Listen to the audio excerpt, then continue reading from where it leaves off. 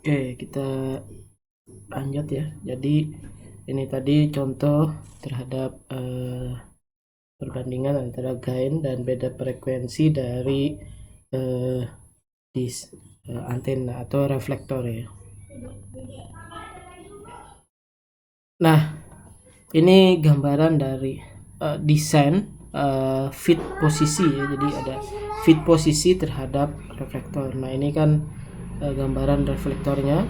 Kemudian ini merupakan dari ujung lengkungan ke titik lengkungan, sedangkan ini adalah focal point antara posisi fit. Jadi kita menentukan jarak terhadap reflektor itu dengan persamaan adalah F. F di sini merupakan D kuadrat. Jadi D kuadrat ya, sama seperti kemarin, per 16 kalikan nilai H-nya.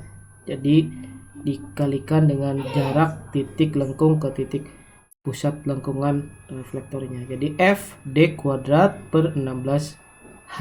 Nah, setelah kita mendapatkan nilai F, maka kita bisa melihat perbandingan antara F dan D. Jadi perbandingan antara F dan D itu adalah 1/4 dikalikan dengan theta 0/2. Jadi theta 0 ini merupakan sudut geometri dari posisi fit ke dalam reflektor. Jadi ke titik ujungnya terhadap jarak reflektor. Berapa sudut yang kita dapatkan. Nah, sudut ini tergantung dari panjang dari si antena reflektor. Kan ini makin panjang, lengkungannya makin cekung, dan ini kan makin panjang ya.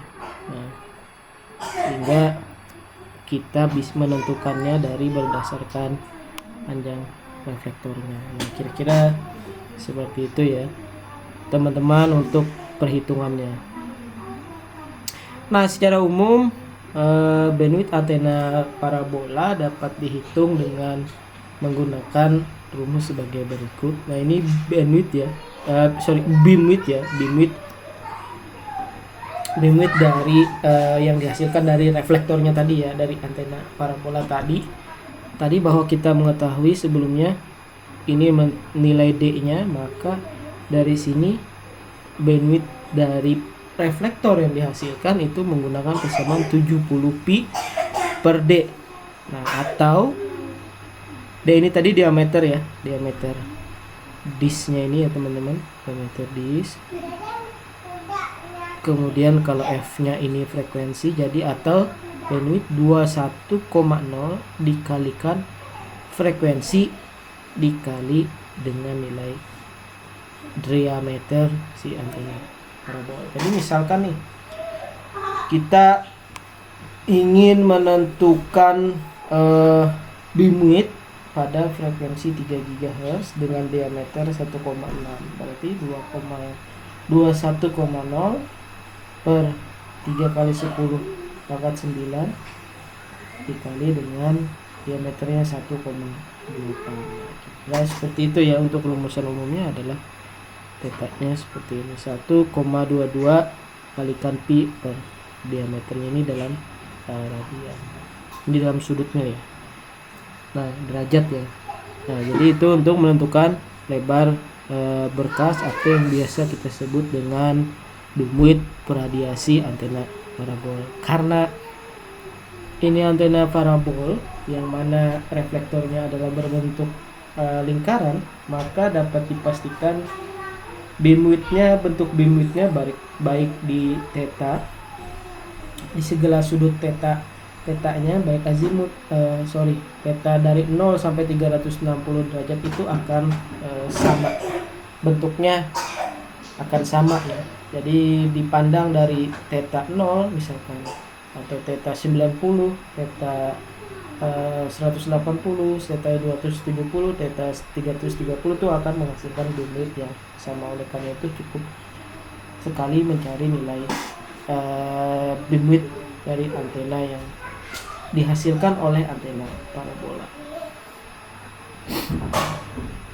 Nah, kemudian tipe antena Horn, waktu itu di pertemuan 2 atau 3 sudah pernah kita bahas sedikit mengenai antena horn ya. Jadi kalau antena horn itu tipenya ada plane ya, itu gambarnya yang gambar A ini.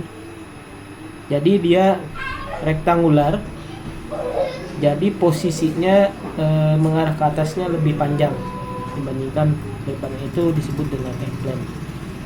Sehingga kalau kita lihat dari gambar pola peradiasinya, dia lebih mengarah ke sisi kiri dan kanan atau ke atas dan ke bawah ya.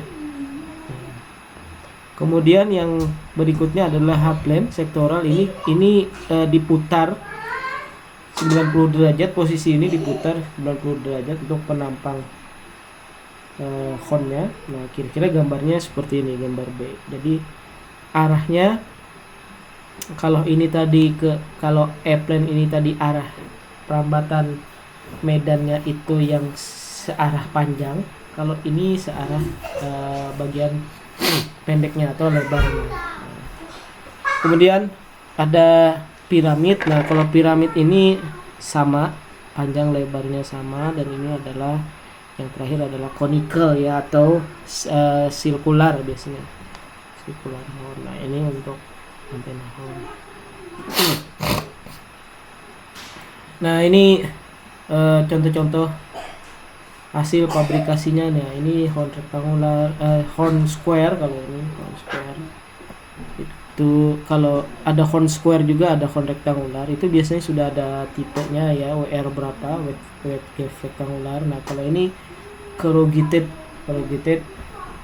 horn, ini biasanya bandwidthnya sangat lebar. Nah, saya pernah membuat antena yang seperti itu dari 2 sampai 18 GHz. Ini juga sangat lebar, dan ini bandwidthnya sama ya, biasanya sama, baik untuk theta 0 dan theta pi sama seperti yang reflektor tadi.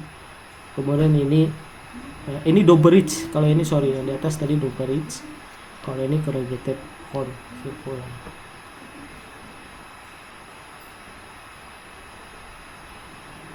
Nah, waveguide adalah bandwidth-nya besar.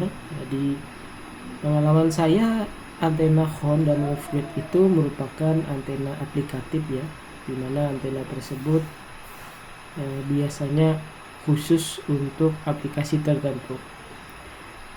Kenapa tertentu? Karena biasanya untuk antena horn itu digunakan untuk komunikasi dengan kapasitas bandwidth yang lebar, kemudian aktivitasnya jelas rendah ya, karena bandwidthnya sangat lebar.